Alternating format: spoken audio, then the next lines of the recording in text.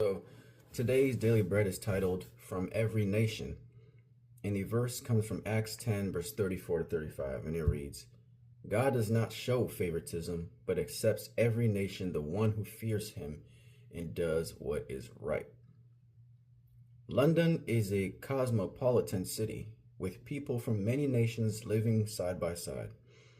This coming together of people from around the world can bring richness, including amazing food, but also challenges.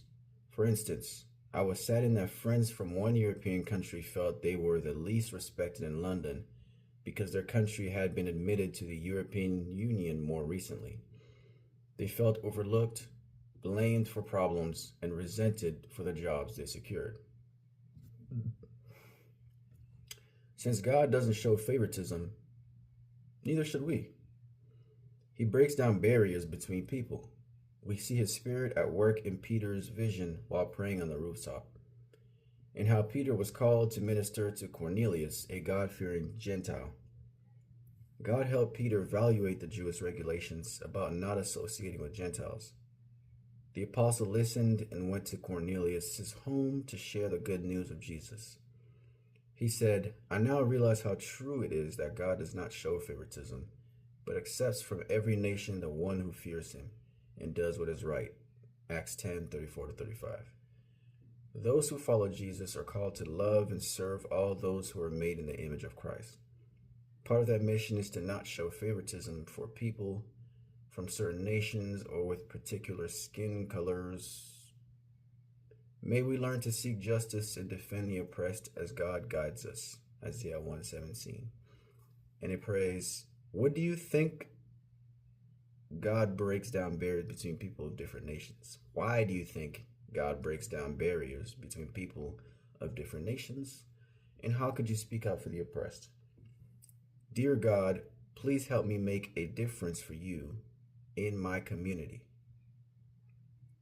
So the question asks us, why do you think God breaks down barriers between people of different nations? I personally think he does that so that we could all reach each other.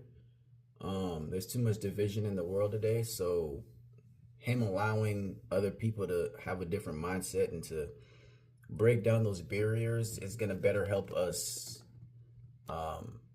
join together as a community. And it says, how could you speak out for the oppressed? Well, you can speak out for the oppressed by, I guess, bringing awareness to different situations happening around the world.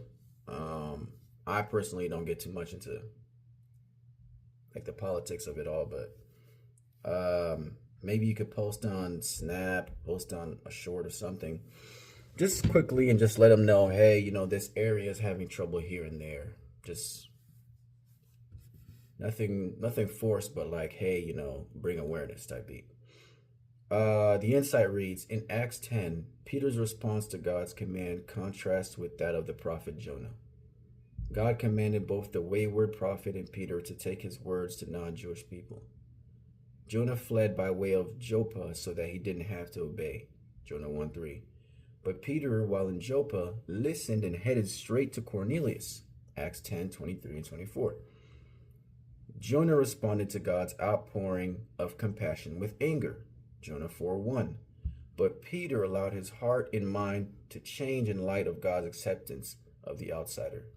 Acts 10:34 and 44 to 48. Believers in Jesus are called to love everyone without favoritism, for we are all made in the image of God. And that is correct. Try your best not to show favoritism. I get it.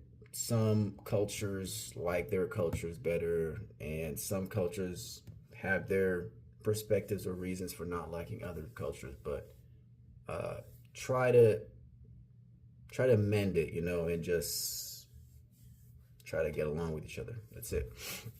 Pray that you may have a blessed day. Amen.